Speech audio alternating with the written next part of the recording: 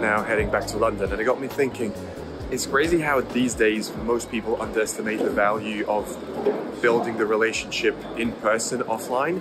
Because look, I do think that you can build a somewhat business purely remotely, and it obviously depends on the business that you're trying to build.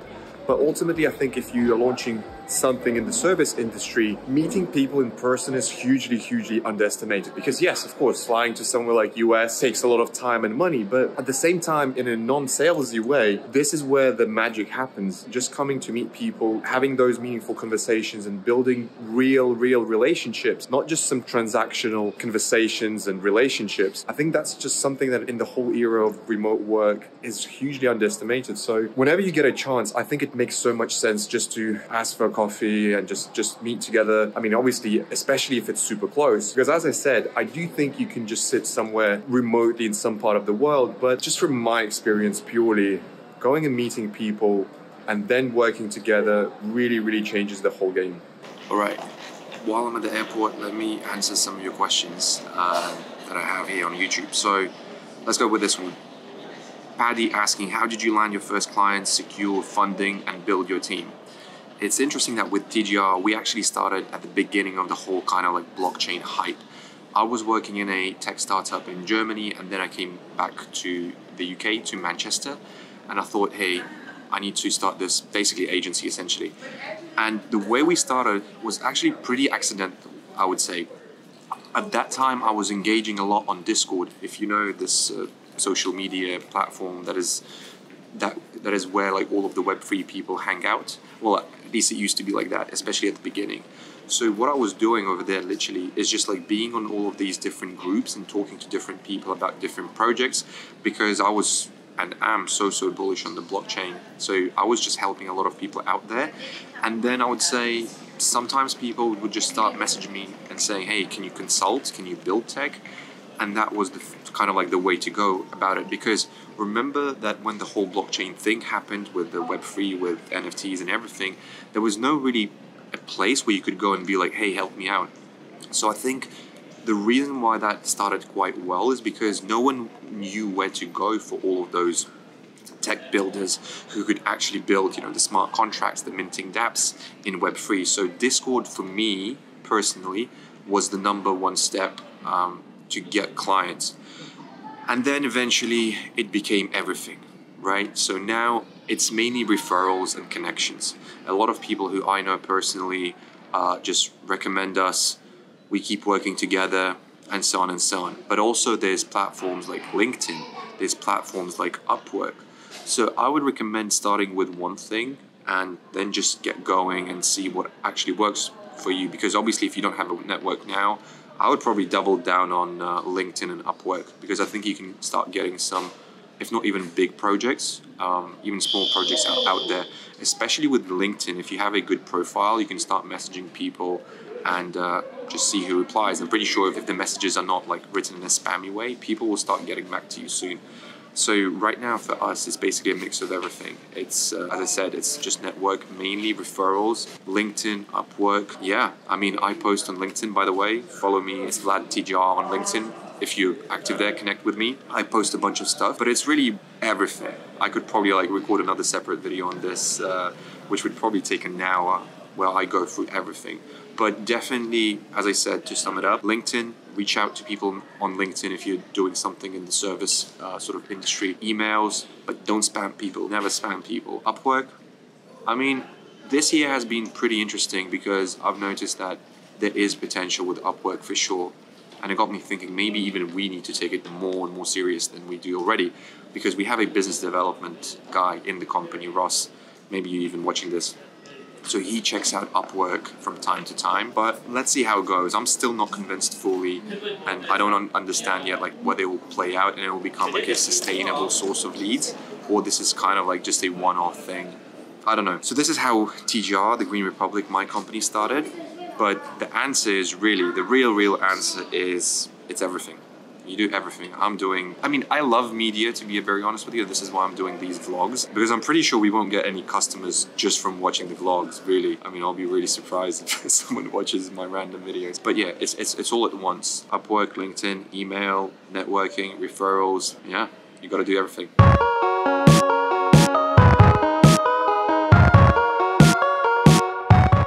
morning everyone. After such a long day yesterday, I'm finally at home now, already in my home office. So I'm going to spend the whole day working from here, and hopefully it will be a lot of deep, meaningful work, and I will be able to show you something, because I think it's around 8 calls today I need to do with customers, with team, with everyone. So hopefully there's going to be something actually helpful and valuable for you in this video. But the plan is today I'm just going to literally stand all day here, work, and tomorrow I'm actually leaving already. I'm going to Hamburg to see my sister, and I'm going to work from her flat in Hamburg starting from tomorrow. This is why I want to get so much out of today, because it's probably the only day this week I have where I can actually just like stay the entire day working from here with my screens, with my setup, being super focused. Yeah, first 10 minutes, I want to show the progress, what we have so far. I upload the information and everything. And then I want to show what's still missing, pending items. And then we can jump into the CRM and all of that new features. Yeah, and on the call, I think obviously let's lead up to the whole bigger picture, and especially emphasize on like how that helps them operationally to improve, to be quicker, because I understand what you mean, that like we can now collect and input unique data per campaign, but we also need to make sure that from the back end side with John, the flow of each campaign is right for them, if that makes sense. Yeah, that's right. So I think that will come up with the UAT and the test. Okay.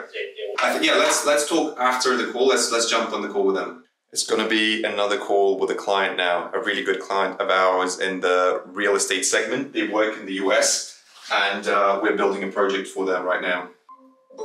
Hey, how's it going? Hey, everyone. So basically, I uploaded all the information that you had provided. The reason that we did this is because you can have several campaigns for the same kind of product. So you could create, I don't know, one for summer, another one for the winter, whatever special occasion that you wanted. So you can have multiple campaigns for the same. Just to add here straight away, so from this point, it will rely a lot as well into the knowledge base that we have, that Ezekiel has already shown. So it's not just the opening line, just to make it really clear. Yeah. Okay. Yeah, exactly.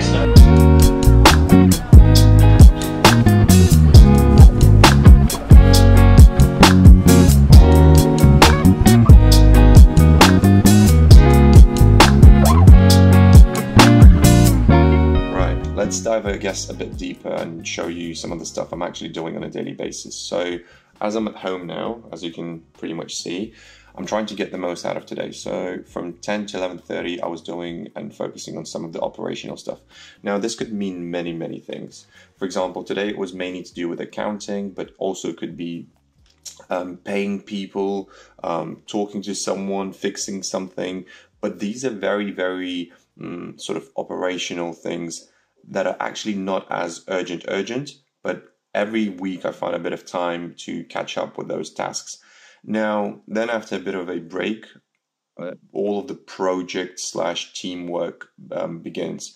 So as you can see, these calls, AB, Tatiana, Ezekiel, E, and then Ross, these are all internal team calls. Usually I do all of the team calls with people who are responsible for each of the projects. That way, in one day, I could kind of like very quickly, after talking to them, really understand what's happening on every single of our projects. Now, because we work at the same time on maybe 4 to 5 different projects, it's good for me to have, I guess, at least 2 or 3 syncs with every product owner who actually manages the product, and yeah, just get a good understanding of what's happening. So every call is roughly half an hour, as you can see. Sometimes it takes longer, but yeah. So today I'm just really trying to figure out whether everything is going well on every single project. And then, as you can see, the blue bit is client call, but they also want to hire us for a new project that we are potentially going to be working on. But there's also some business development. There's also content, because what I think, for me, it's super important, as for the founder, to understand that I'm not just focusing on one thing And when, for example, my day is only orange, it's a big indicator for myself that, okay, I'm just focusing on the orange. And as much as orange could be nice to have, it's not actually taking us forward. And this is why it's really a bit of a self-audit for myself. So yeah, this is why I try to keep kind of like equal amounts of orange, blue, and also purple. Now today, because I'm at home, I'm really just focusing on the orange, to be honest with you. It's kind of like a very, very operational day. But I would say very, very roughly, I would say a third goes on every single sort of bit and area. So a third would go into content, a third would go into development of the business, and a third would go into operational tasks. And for me, the way I see it, at least at this point, I would say that's kind of like a healthy split.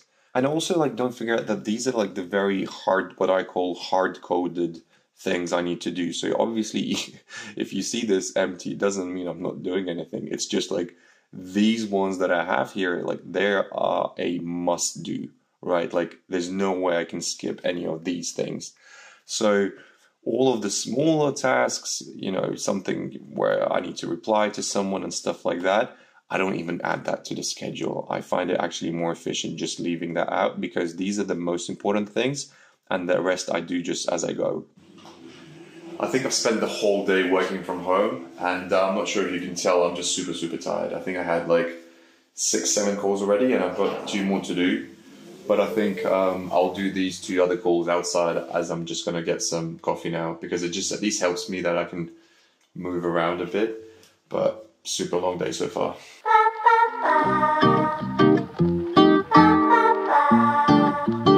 One of my biggest life hacks ever is actually getting coffee at some point in the afternoon, because I can definitely feel how, let's say at 2-3 p.m, my energy just drops so badly and so low. And coffee really saves me. Even though, yes, I know people say it's a waste of money, for me, that's actually the source of the energy that then eventually helps me make more money. So I would really debate that coffee is that pointless. But let me know if you actually get coffee, or what's your thing, what's your coffee to get your energy level back high.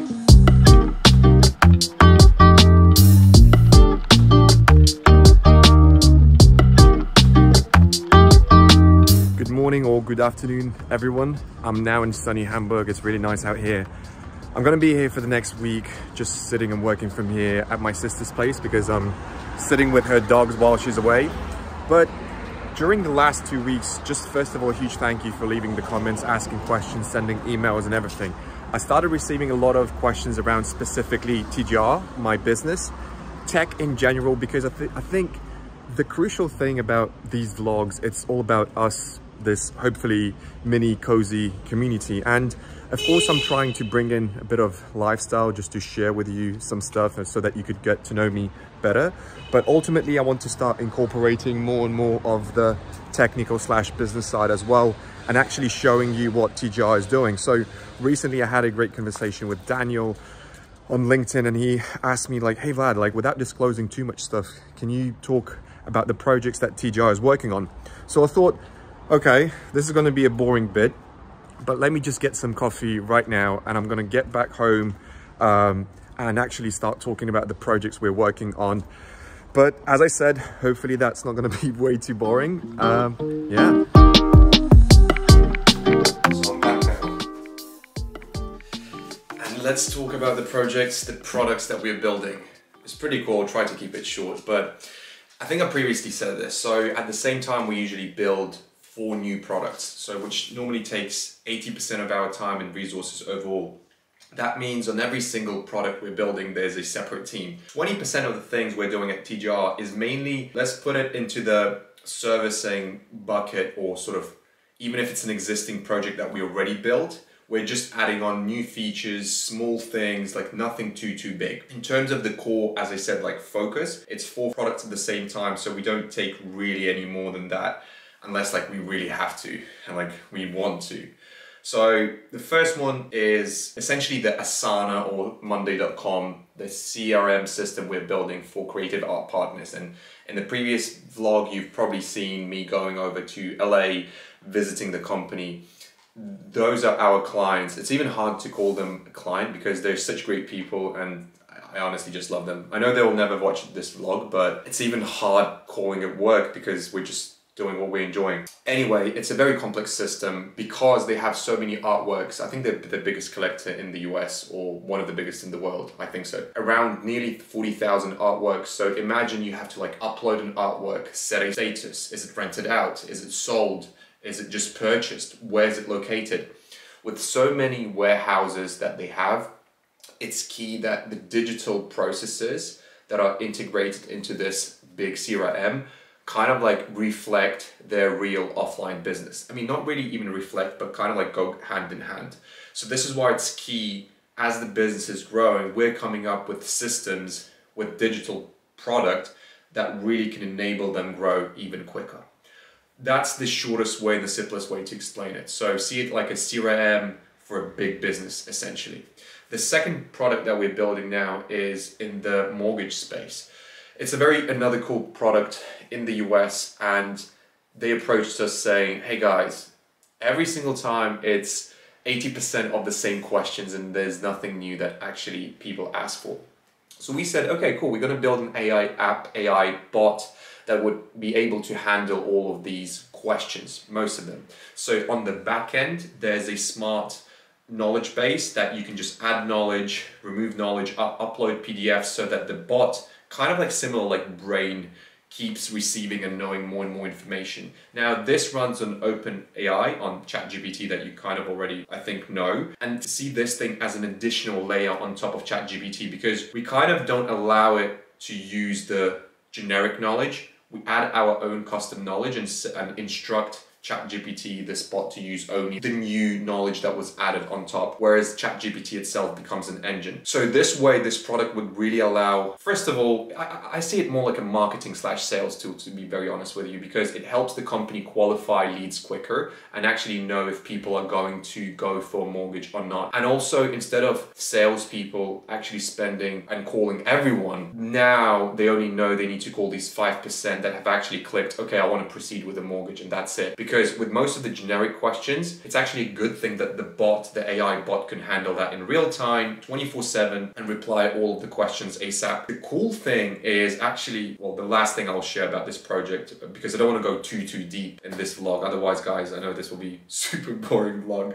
The cool thing is the bot would have like a separate link for a separate mortgage product. So if it's like a 5% mortgage, this is the special link for that. If it's a refinancing mortgage or product, then it's this link. So the bot really knows how to handle these different conversations about different products. And this is why if the company is doing some email marketing, the marketing person will think, okay, do I insert this link? Do I insert the other link? And even the cool thing as well is they're doing a lot of direct mail, literally just normal letters that go by post. So there's going to be a QR code that leads you to this AI bot that you can talk to literally after receiving a letter. I think that's pretty cool. And I'm very interested how this product actually evolves. Now, the third one we're building is a big, complex product in real estate in the UK. Now, this company is pretty big already. I think it's 600 or 800 people. I'll try to keep it super simple, honestly. Otherwise, we can do another separate vlog on this. So it's a big real estate company. The problem with real estate, well, the challenge is you can't represent a buyer and a seller at the same time.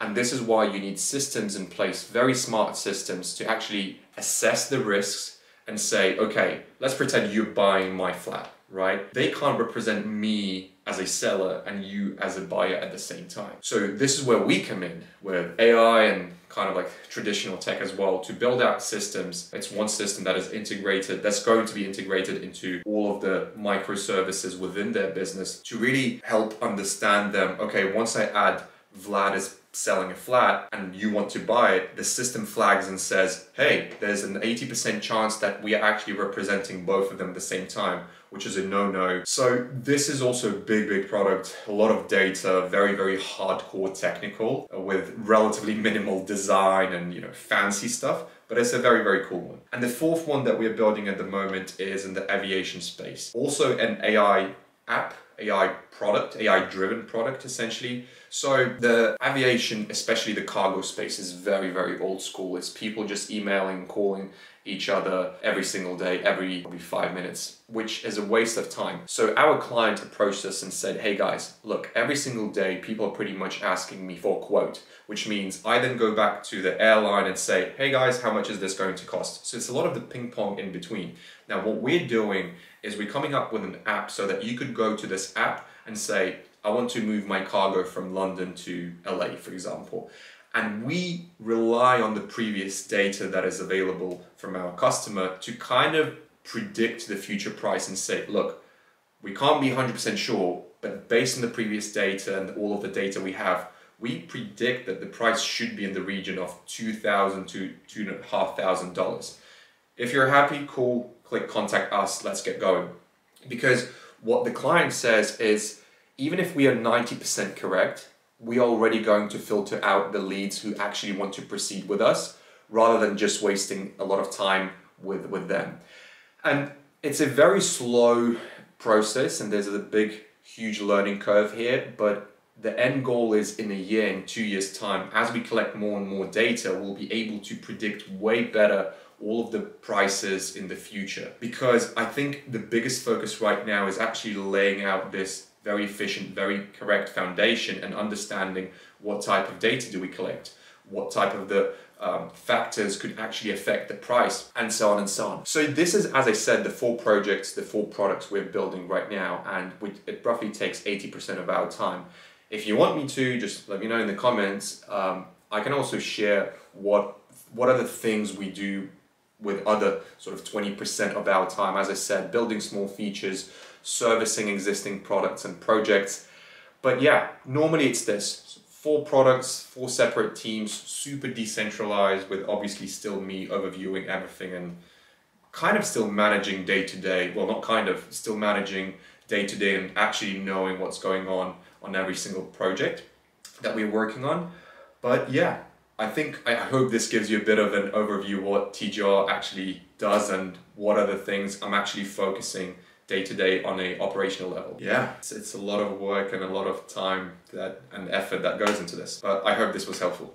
If that was a bit too much info for you, I apologize. I know it's not the most fascinating and fun thing, but you see, the reason why I started doing these vlogs is because I've noticed that specifically in the creative space, in the content space, marketing world, there's so many people doing that already. And when I was trying to find someone like me in the software development space, in the digital product space, there's actually not that many people. Yes, of course, there's a lot of very tactical and like very sort of lecture style talks and videos on YouTube, but something like this I really couldn't find. So this is why at the end of the day, this is all about you guys. So I appreciate you watching this, even though sometimes maybe it's not as valuable even as I would want it to be, but I genuinely appreciate you being here. So as I said this many times previously, Vlad TGR, message me on LinkedIn, Instagram, email vlad@tgr.agency, because that's why I'm here.